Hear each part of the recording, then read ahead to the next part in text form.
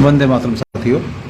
साथियों, मैं ये जो टाइटल दिया है उत्सव को आतंक बनाने का, ये आप समझ जाइएगा कि मैं उस बीमारी का नाम नहीं लूँगा जिसकी वजह से वीडियोस ब्लॉक हो जाते हैं। तो मैं उसी बीमारी के बारे में बात कर रहा हूँ। हमारे देश में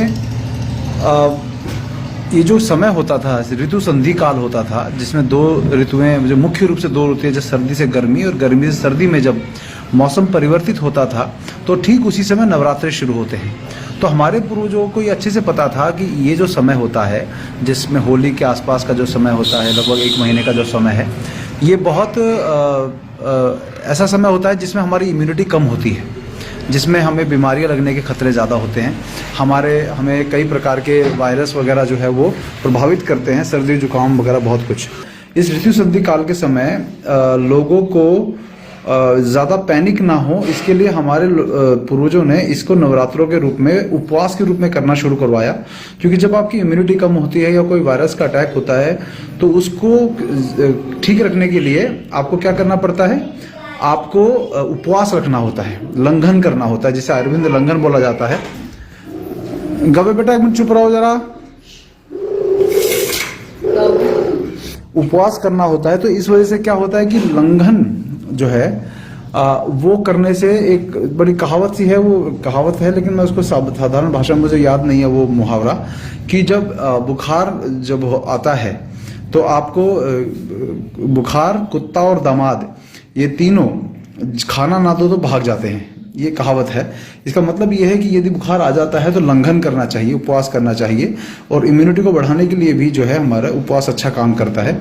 तो हमारे पूर्वजों ने बड़ी समझदारी दिखाते हुए इसको दोनों समय, जब ऋतु परिवर्तन होता है तो आप देखते हैं कि वो उपवास, नवरात्रों के उपवास के द्वारा अपने शरीर में आप साधारण जो भोजन है, गरिष्ठ भोजन नहीं डालना है, वो डालकर उपवास से शुरुआत करने का प्लान उन्होंने बनाया, जिससे कि उसको उत्सव में कन्वर्ट कर दिया।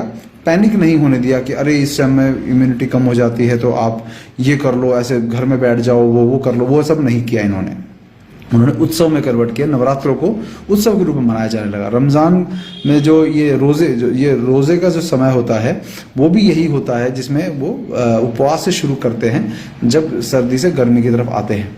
तो ये इसको पैनिक में कन्वर्ट कर देने का काम पिछले 3 साल से हुआ। और मैं आपको अभी भी बताता हूँ, अभी मैं देखता हूँ कि बहुत सारे लोग ये मुंह का जो डाइपर है वो पहनकर घूम रहे हैं, और मुंह के डाइपर को घूमते हुए, और मैं देखता हूँ लोगों को तो उनके अंदर डर समाया हुआ। तो ऐसा नहीं है कि ये नवरात्रे पहली बार आ रहे हैं, पिछले 3 साल से, 2020 से पहले भी आए थे, और उससे पहले भी आते थे। हमने कभी भी जो है वो कभी भी ये मुंह के डाइपर पहनकर हमने नवरात्रों का उत्सव नहीं मनाया। अब ये जो डर है, उसके बाद उस डर को और ये हवा देते हैं, ये हो गया, ऐसा हो गया, देश में हजारों और बीमारियों से लोग मर रहे हैं, उसमें नहीं कहते, लेकिन इस बीमारी से मर रहे हैं, उसके लिए दोबारा से वही डर फैलाया जाने की कोशिश कर रही है। तो आप सबसे निवेदन है कि आप सब इसका ध्यान रखिए। ये जो ऋतु परिवर्तन के समय लंघन उपवास के द्वारा जो आपका शुरू हो रहा है, ये बहुत अच्छी टेक्निक है। उपवास थोड़ा करके शुरुआत करेंगे तो बहुत अच्छा रहेगा। इस चैत्र के महीने में जो है आपको नीम की जो कच्ची कोपले होती हैं, दो ऊपर नए नए जो निकलते हैं नीम के पत्ते, उनको भी सुबह सुबह प्रातःकाल खाली पेट खाने का नियम है, जिससे कि बॉडी की इम्यूनिटी बनी रहे और वर्ष भर बुखार वगैरह से निजात पड़ी रहे। ये भी आप कर सकते हैं। तो ये बहुत एक इम्पॉर्टेंट बात थी, छोटी सी बात थी, जो मैं जल्दी से आप सबको बताना चाहता था, मन में आई थी तो मैंने कहा साझा कर लूँ आपके साथ।